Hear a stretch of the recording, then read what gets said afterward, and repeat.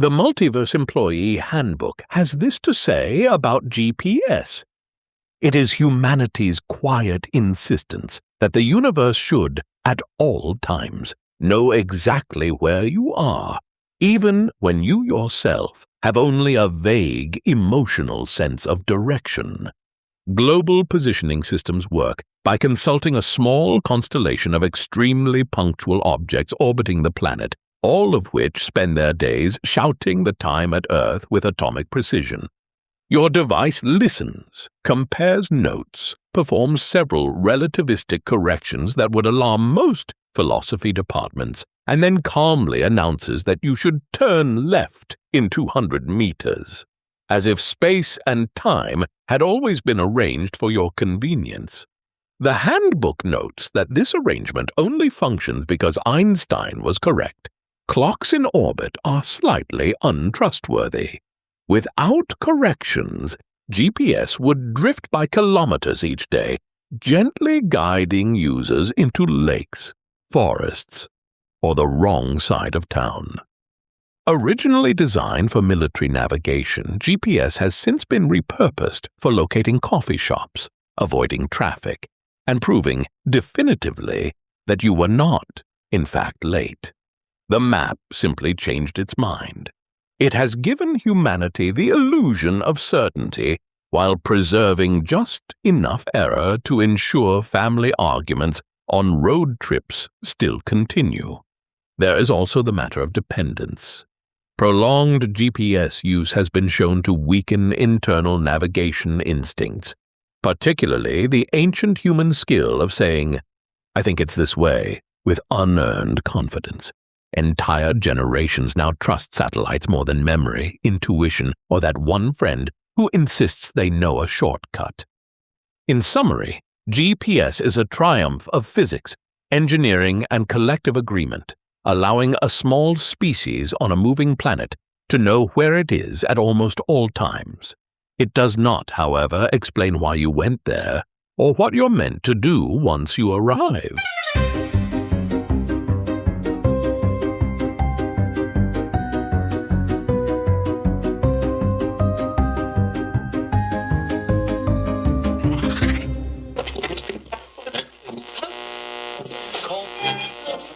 You're tuned into the Multiverse Employee Handbook.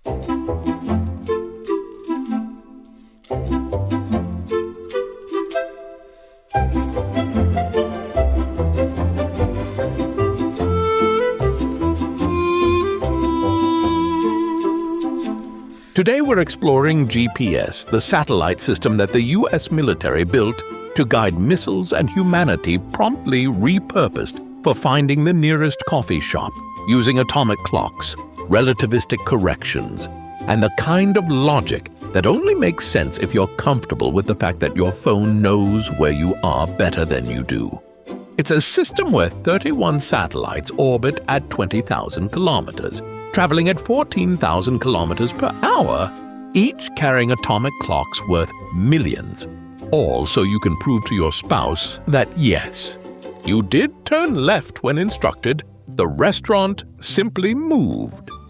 We'll explore how the military spent $12 billion building infrastructure for nuclear submarines, only to watch civilians use it to track their morning jogs.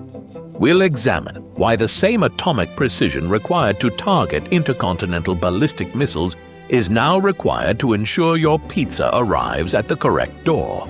And we'll discover how a technology once considered strictly military became so thoroughly civilian that even the Russians, who built their own positioning system, still use American GPS because sometimes your competitor's infrastructure is just too convenient to ignore.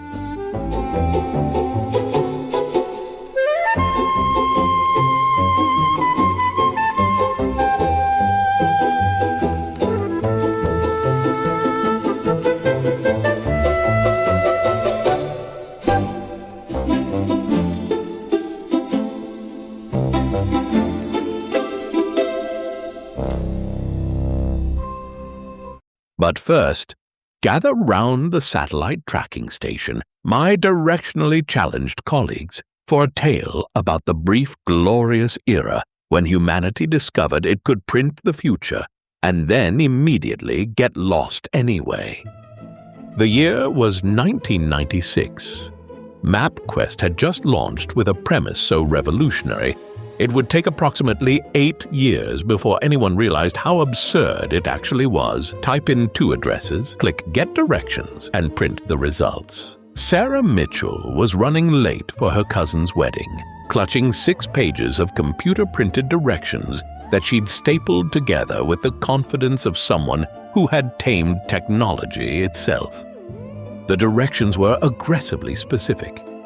Head east on Maple Street toward Oak Avenue, 0.3 miles. Turn right onto Oak Avenue, 1.7 miles. Turn left onto Highway 47, 8.2 miles.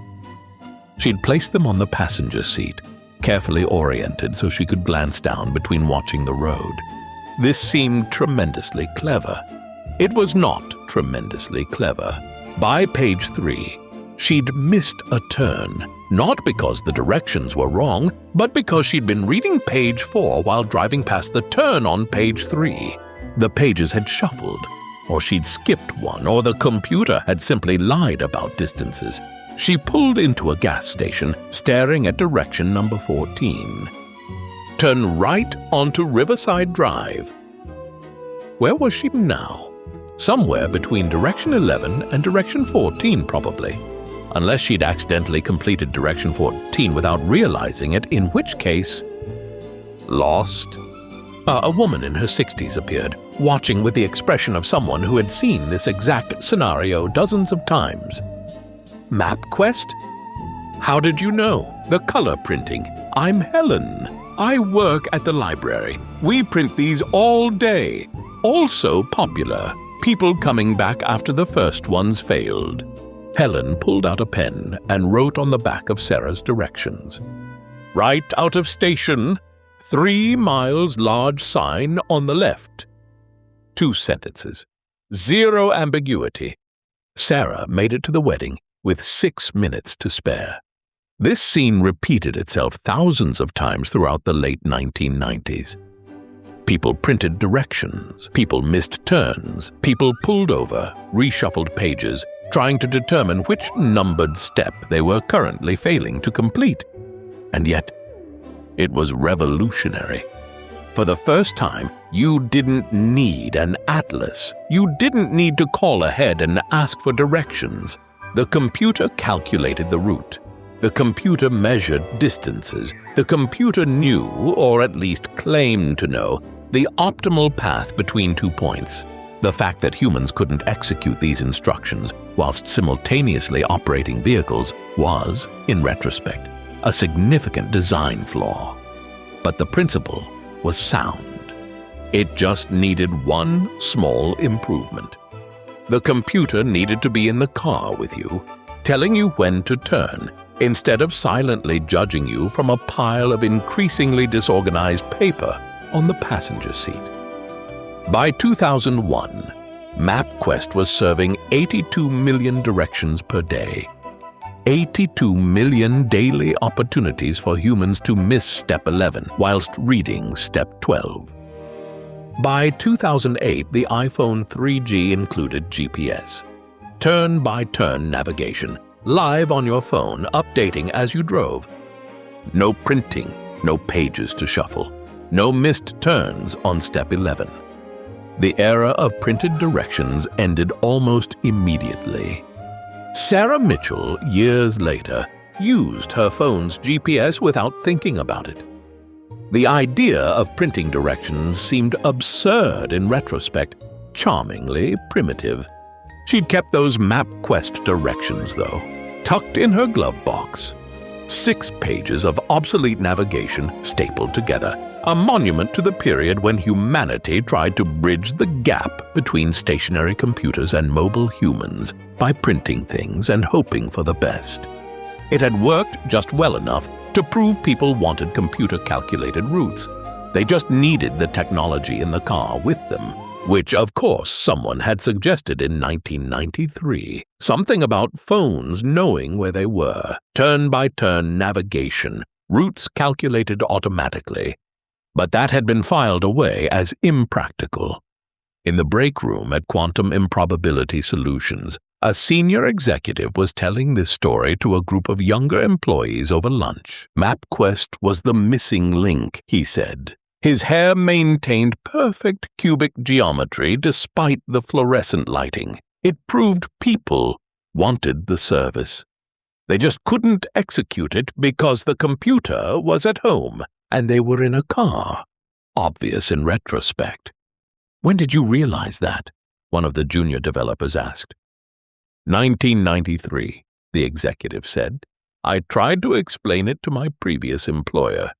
They told me we had maps, and they worked fine." "What happened?" "I left, came here.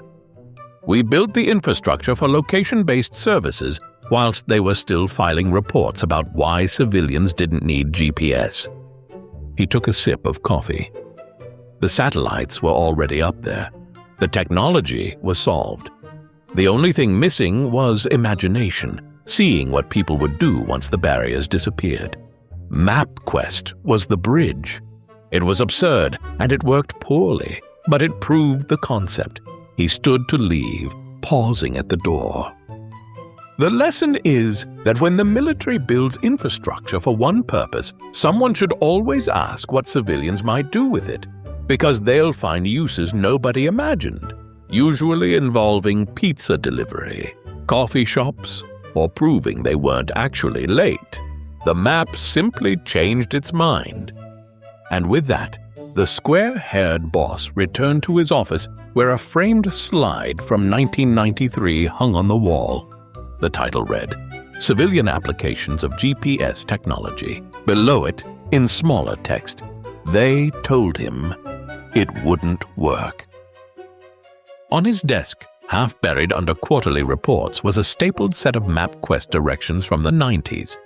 He'd kept them as a reminder. Sometimes the bridge between vision and reality is 6 pages of badly formatted directions that get you lost but prove you were heading in the right direction all along.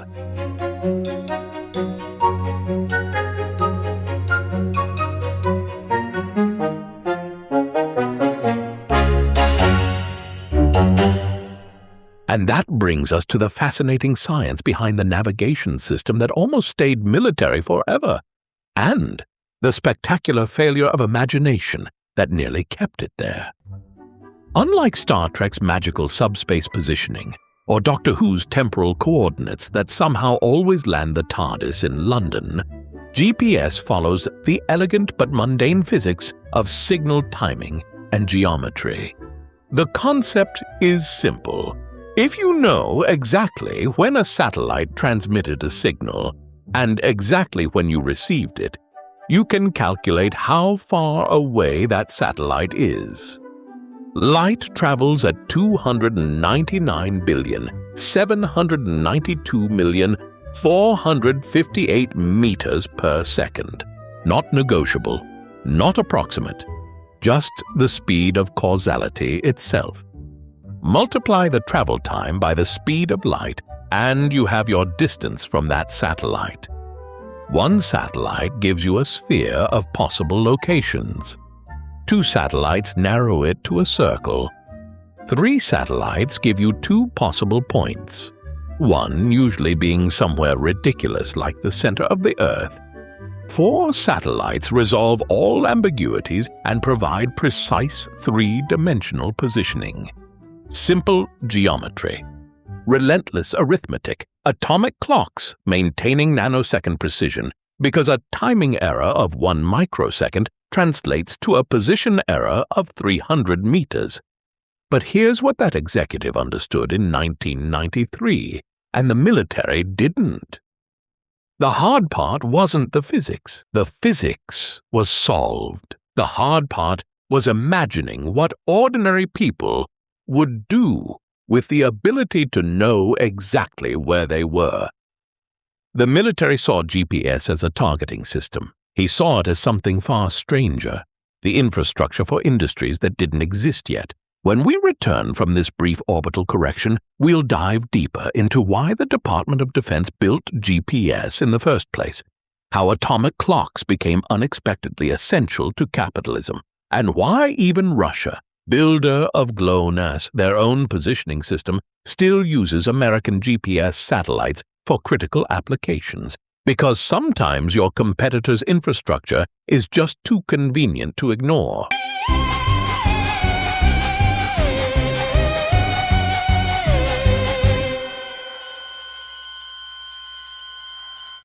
Welcome back, my positionally uncertain colleagues. The problem GPS solved was fundamentally military. How do you navigate when you can't trust anything on the ground? Pre-GPS navigation was a collection of imperfect compromises. Ships used celestial navigation, literally measuring star positions with sextants, as if we were still in the age of sail. Aircraft relied on ground-based radio beacons, which meant revealing your position to anyone listening. Nuclear submarines attempting to launch ballistic missiles needed to know their exact location, but surfacing to get a position fix rather defeated the purpose of being a stealth weapons platform. The Cold War made navigational independence a strategic priority. If ground stations could be destroyed or compromised, you needed something in space, broadcasting continuously, immune to terrestrial interference. The concept emerged in the 1960s. Satellites with known orbits broadcasting precise timing signals. The transit system proved this could work, but only if you were stationary. Fine for ships, useless for aircraft or missiles. GPS improved on this dramatically. Continuous positioning anywhere on Earth for moving receivers, but it required atomic clocks in orbit, accurate to nanoseconds, costing millions each. Because here's the brutal arithmetic. Light travels approximately 300 meters per microsecond. A 1 microsecond timing error translates directly to a 300-meter position error. If you want 10-meter accuracy, you need nanosecond precision. And then there's Einstein. The satellites orbit at 20,000 kilometers, traveling at 14,000 kilometers per hour. At those speeds and altitudes, time runs differently than it does on Earth's surface. Both special relativity and general relativity apply. The clocks on the satellites tick faster than clocks on the ground by about 38 microseconds per day. That doesn't sound like much until you remember 38 microseconds equals 11 kilometers of position error per day. Without relativistic corrections built into the system, GPS would be useless within hours. Einstein's theories aren't optional. They're in the navigation equations. The military spent $12 billion deploying the original 24 satellites. Ongoing maintenance costs billions per year. And for decades, they deliberately degraded civilian signals through something called selective availability, introducing intentional errors so civilian accuracy was only 100 meters, whilst military accuracy remained 10 meters. The theory was sound. Prevent enemies from using GPS for precision weapons. The reality was that differential GPS techniques, comparing signals from multiple receivers, could overcome this degradation anyway. President Clinton ended selective availability in May 2000, and civilian accuracy immediately improved tenfold. Every location-based service you use today depends on that decision. And here's the Cold War irony. Russia developed GLONASS, their own positioning system during the Soviet era. After the Soviet collapse, they struggled with funding and maintenance. Russian commercial aviation and shipping often use American GPS alongside GLONASS because GPS was already working, already global, already free. Even competitors use each other's infrastructure when it's too convenient to ignore. Geopolitics becomes complicated when your civilian economy depends on your rival satellites. The military wanted targeting infrastructure. They built the Internet of Location. The return on investment is immeasurable. An entire civilian economy built on free access to signals that cost billions to maintain. Sometimes the most strategic infrastructure is the kind you let everyone use. The civilian GPS revolution happened in stages, each one proving that the 1993 predictions weren't ambitious enough. Early GPS receivers were expensive, bulky, and power-hungry. They required clear line of sight to satellites, which meant they worked brilliantly in open fields and terribly near buildings. The first commercial units targeted maritime and aviation applications, industries where knowing where you are was worth paying thousands of dollars for a device the size of a briefcase. Hikers and surveyors followed. Garmin was founded in 1989, releasing consumer handheld GPS devices throughout the 1990s, but these remained niche. Expensive toys for enthusiasts who enjoyed knowing their precise coordinates whilst standing on mountains. Then came MapQuest, online maps that people could print. The computer calculated routes and produced turn-by-turn directions you could take with you. Everyone who drove anywhere in the early 2000s printed MapQuest directions, usually in color, usually stapled together, usually resulting in getting lost around step 11. This proved the concept. People wanted computer-calculated routes. They just needed the computer in the car with them. The smartphone was the inflection point. GPS chips became small and cheap enough for mobile phones. The iPhone 3G, launched in 2008, included GPS as standard. Google Maps worked with live positioning. Turn-by-turn navigation became expected, not luxury. Car GPS devices went from $1,000 premium products to obsolete in under a decade. Why buy a dedicated device when your phone did the same thing better? And then new industries started appearing. Ride-sharing, Uber and Lyft are impossible without real-time positioning of both car and passenger. Delivery tracking lets you follow your pizza in real time. Precision agriculture uses GPS for centimeter-accurate fertilizer application. Fleet logistics optimizes global supply chains. Location-based advertising, the dystopian idea in the movie Minority Report, became Google's entire business model. Fitness tracking created a billion-dollar industry from people wanting to know how many steps they've taken. Financial markets use GPS for microsecond time synchronization across exchanges. Emergency services use automatic location tracking from your phone, saving lives regularly. But perhaps nothing demonstrated GPS's complete cultural penetration quite like Pokémon Go. In 2016, millions of people wandered around cities hunting imaginary creatures whose locations were tied to GPS coordinates. The game made nearly $1 billion in its first year by answering a question nobody had thought to ask. What if we used satellite navigation designed for nuclear missiles to make people walk to specific locations to collect fictional animals? The military spent $12 billion building infrastructure so teenagers could catch Pikachu in the park. Both require atomic clock precision. Only one makes any logical sense. Multiple positioning systems now operate simultaneously. GPS from America, GLONASS from Russia, Galileo from Europe, Beidou from China. Modern smartphones use signals from all systems at once, achieving sub-meter accuracy without specialized equipment. They're part of a much larger orbital infrastructure that's emerged over the past 2 decades. Low Earth orbit has become remarkably crowded. There are currently over 9,000 active satellites orbiting Earth, a number that's increased dramatically in just the past 5 years.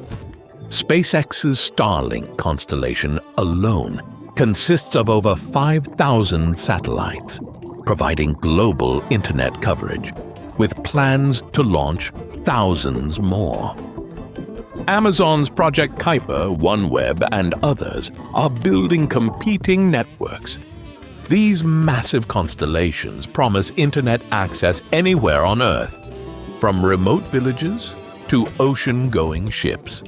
But amongst all this orbital infrastructure, communications satellites, weather monitoring, scientific instruments, and frankly quite a lot of space debris, GPS remains arguably the most strategically important. It's the invisible utility that everything else depends on. Navigation satellites don't provide internet access or stream videos, but they provide the fundamental answer to "Where am I?" that makes everything else work. The free global utility that underpins modern civilization, built for targeting missiles, used for finding restaurants, tracking fitness, coordinating markets, and catching Pokémon, all require atomic clock precision.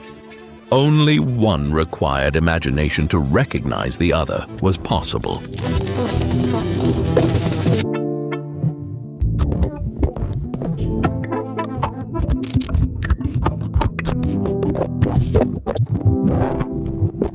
Well, my precisely located colleagues, we've reached the end of another quantum navigation exercise. Today we've learned that in the multiverse of strategic foresight, every military technology exists in a superposition of single-purpose system and infrastructure for industries we haven't imagined yet, until someone with vision collapses the wave function. We've discovered that GPS, designed to tell missiles where to explode, became the foundation for telling humans where to eat, how to exercise, when to buy stocks, which route avoids traffic, and where to find imaginary creatures in parks. The same atomic clocks that ensure nuclear submarines know their launch position now ensure your food delivery app knows which apartment building you're in. That executive understood something in 1993 that his previous employer didn't. The hard part wasn't the technology. The military had solved that. The hard part was imagination, seeing what ordinary people would do with extraordinary capabilities once the barriers to access disappeared. Want to explore more quantum corporate chaos? Visit us at multiverseemployeehandbook.com, where you'll find fascinating science news and deep dives into the technologies that changed the world whilst everyone was looking the other way. And if you've enjoyed today's positionally aware adventure, why not share it with a fellow navigation enthusiast? Perhaps you know someone who remembers printing MapQuest directions and getting lost around step 11, or someone who's never lived in a world without GPS and might want to appreciate that satellites are why their phone knows which way is north. Spread our signal like satellite broadcasts across the electromagnetic spectrum.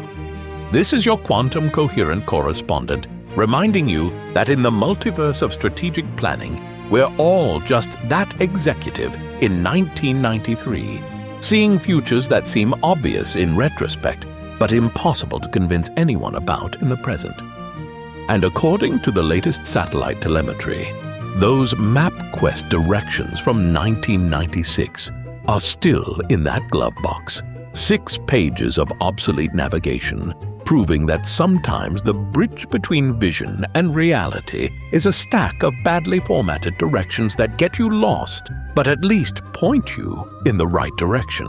The satellites, indifferent to corporate restructuring and civilian innovation, continue broadcasting. They've been shouting the time at Earth for decades now, like the universe's most punctual town criers, completely unaware that they're helping teenagers find Pokémon.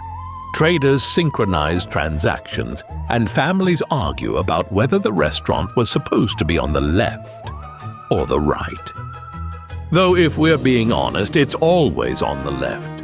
The map simply changed its mind.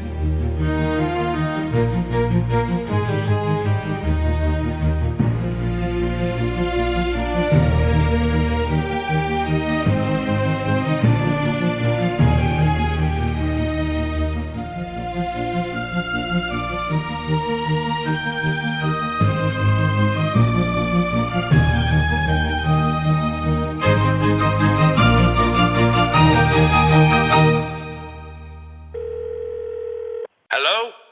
Hey, I'm Rob Corrigan, the human who dreamt up the Multiverse Employee Handbook, because I can't stop marveling at how strange and wonderful the universe is, and how often it behaves like a very large company with confusing corporate policies. In a world increasingly run by I think it matters to be clear about what's human made and what's conjured by machine magic. So here's the straight up rundown. The host, David, is a professional voice actor. The voice you hear has been digitized using 11 Labs voice cloning technology, with his blessing and excellent enunciation. The episode thumbnails are created with OpenArt's AI models. Music and sound effects come from Pixabay, composed by human artists. Everything else, the writing, the jokes, the research, is 100% me, human hands, human brain, and occasional human muttering. Thanks for listening, and for being a good human in an increasingly automated cosmos. And if you like this show and make it this far, it would really mean a lot to me if you shared it with a colleague, a friend, or anyone. It's really the best way to make podcasts like this grow, and I sincerely appreciate it. Rob, do stop ringing after hours. The kettle's on and I'm halfway through a biscuit. Toodaloo.